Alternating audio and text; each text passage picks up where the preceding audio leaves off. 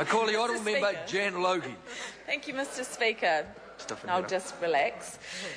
This bill is a slap in the face to some of the hardest working New Zealanders and is a demonstration of this government's heartless, and I would go so far as to say almost sociopathic, disregard for human suffering and also human endeavour. This bill seeks to reaffirm that people will not generally be paid to provide health services or disability support services to their family members.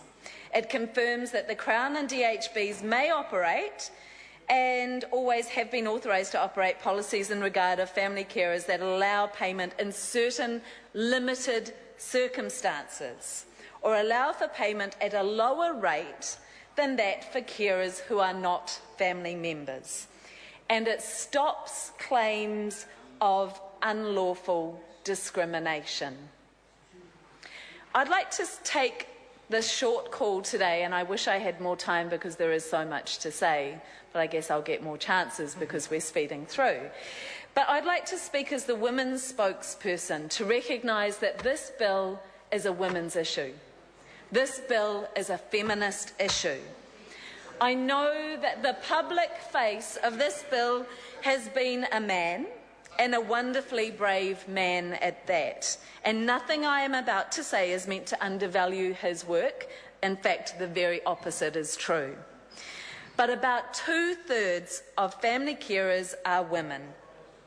And as the Ministry of Business and Innovation website points out, the higher proportion of female carers at all age groups is consistent with lower rates of employment among females, including lower rates of full-time employment. In this country, there is a feminisation of poverty. Women are carrying this economy, and it is made invisible by this government.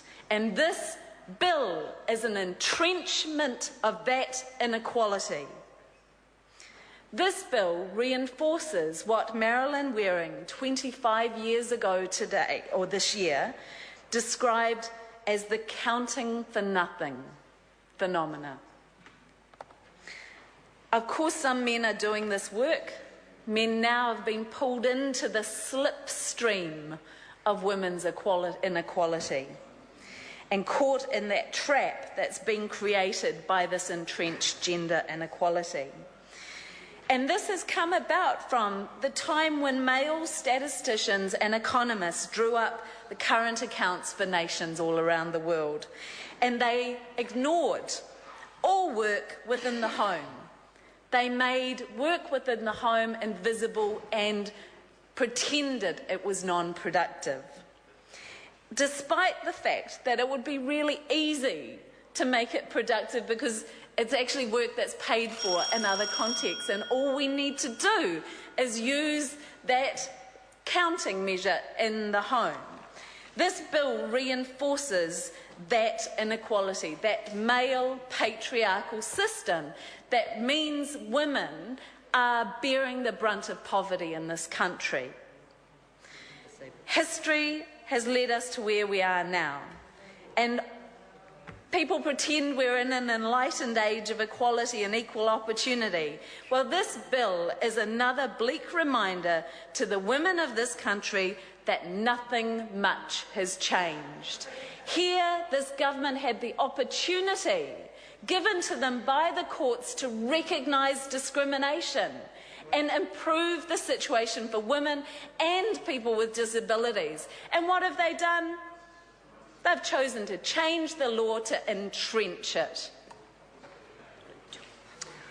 The question is, I call the Honourable Member Ian McKelvey. I shall be brief, Mr. Speaker, seeing as you didn't want me to speak.